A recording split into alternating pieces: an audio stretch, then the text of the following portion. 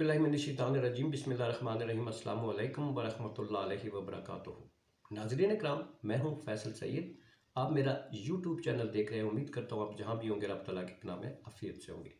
नाज़रीन इकराम, army chief जनाब सैयद आसिम मुनीर साहब की बिज़नेस कम्युनिटी से मुलाकात का अहवाल बयान करते हैं और साथ ही आज इमरान खान की रैली है, थोड़ा सा जिक्र उसका भी करेंगे।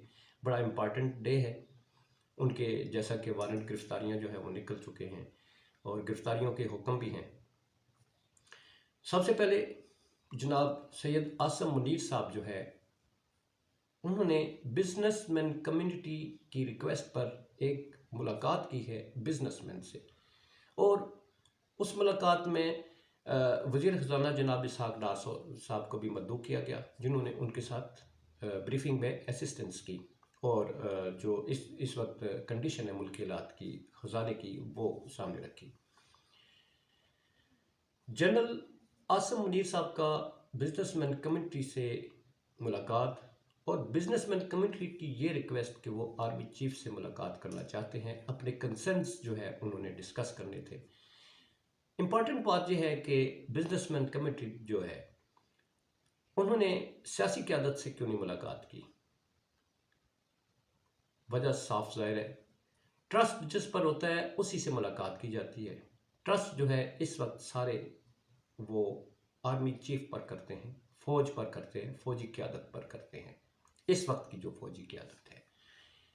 आसिम मुनीर साहब ने बिजनेसमैन कम्युनिटी को ये यकीन दिलाया कि मुल्क क्राइसिस से निकल जाएगा, बहुत जल्द डिफ़ॉल्ट नहीं होगा और वो वक्त दूर नहीं कि जब मुल्क में खुशहाली आएगी। इसहाक़ डार साहब जो हमेशा सब्ज़ बाग दिखाने के माहिर हैं, लफाजी के माहिर हैं, अल्फाज के हेर फेर से भरपूर तरीके से एक प्रेजेंटेशन देते हैं जैसा कि वो देते रहे हैं, उन्होंने भी बिजनेसमैन कम्युनिटी को यकीन दिलाया कि इंशाअल्लाह IMF के नतीजे में हम जो है बहुत जल्द इस क्राइसिस से निकल जाएंगे। अब इस जो बिजनेसमैन कम्युनिटी है ये आपको मालूम है कि एक उमरा का तबका है, बिलियनर्स हैं, इंडस्ट्रीज़ के मालिक हैं, और इनके कंसर्न्स क्या होते हैं कि शरह सूद क्यों बढ़ गई, इंपोर्ट पर जो पाबंदियां हैं वो नरम की जाएं, उन पर जो टैक्सेस हैं वो कम किए जाएं, फिर जो मार्कअप रेट है और जो विदहोल्डिंग टैक्स है उसके कंसर्न्स होते हैं। इनको ये कंसर्न्स नहीं होते कि महंगाई क्यों हो गई है, आटा क्यों महंगा हो गया, दाल क्यों महंगा, चीनी क्यों महंगी हो गई है, ये इनका मसला नहीं होता।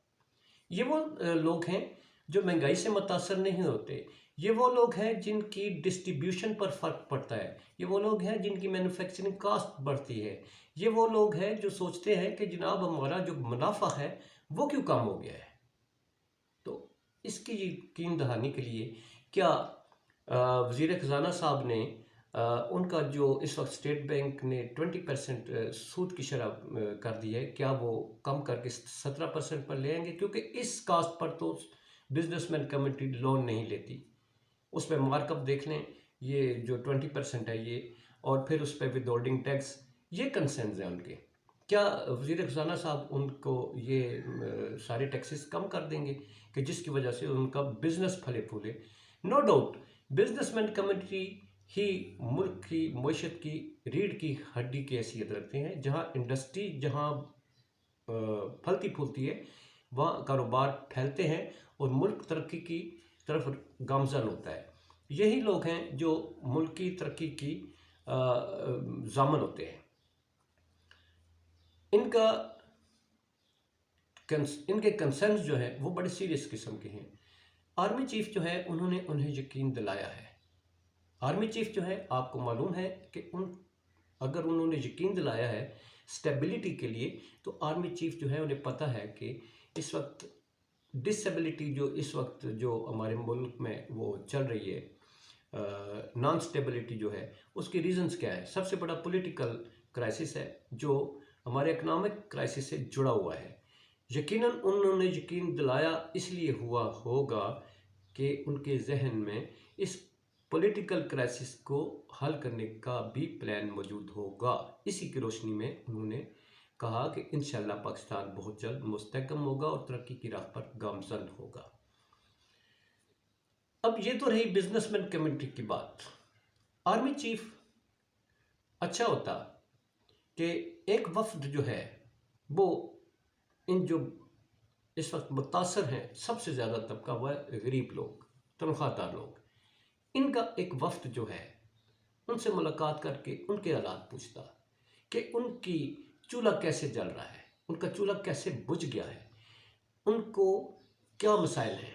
नो डाउट आर्मी चीफ को मालूम है, वो उस ओहदे पर हैं जिनको हर तरह की रिपोर्ट पहुंचाई जाती है, उन्हें पता है।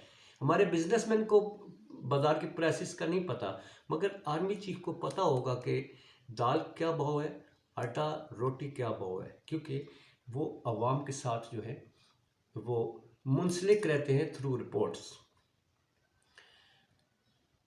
अवाम से या आर्मी चीफ जो हैं वो कभी बेस बदल कर किसी बाज़ार में चले जाए और वहाँ पर जाकर किसी से डिस्कस करें, किसी ख़रीदार से डिस्कस करें कि जनाब आपके क्या मसाइल हैं।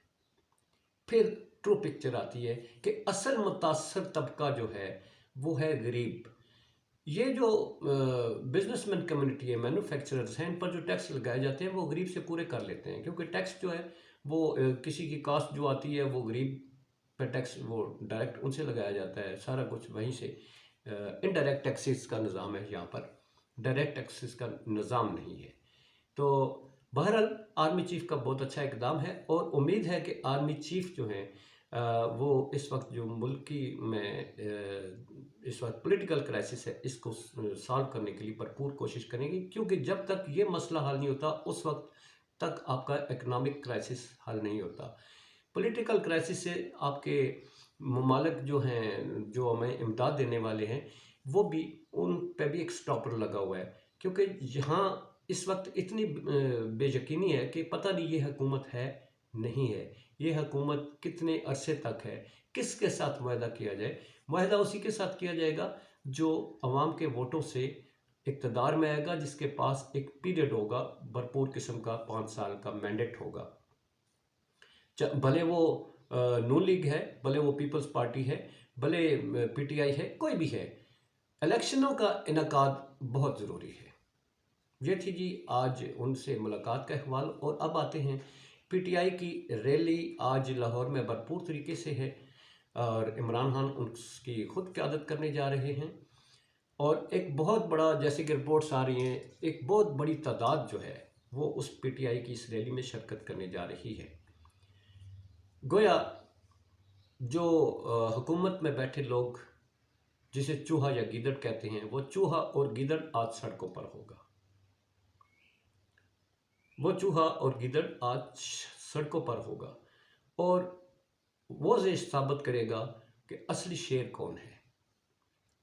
असली शेर वही है जो अवाम के बीच में खड़ा है, जो अवाम को मसाइल में छोड़ कर नहीं गया, जिस पर गोलियां बरसाएंगी, जिस पर हर तरह के 76 मुकदमा, दहशत गर्दी, इक़दाम कत्ल, फिर तौहीने और पता नहीं किस किस की तौहीन और सारे मुकदमा जिस पर दायर कर दिए गए, मगर वो हिला नहीं। उसका नाम एग्जिट कंट्रोल लिस्ट में डाला जाता है, वो कहता है मेरा नाम डालने मत, मैं इधर ही रहूँगा, इधर ही मरूँगा। और उसने साबित किया, गोलियां लगी, वो उसने यही इलाज करवाया।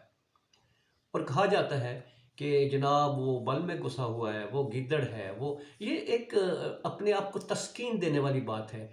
उन्हें तस्कीन हो जाती है इसको गिद्दड़ कह के, चूहा कह के, मगर अवाम जो है जिसे शेर समझती है वो उसे शेर समझती है जो उनके मौजूद है उनके साथ क्राइसिस में, जिसने इस अवाम को नहीं छोड़ा, जिसने इस अवाम को जो है उसके साथ अपने आप का जो है रफाकत जो है वो भरपूर तरीके से निभाई।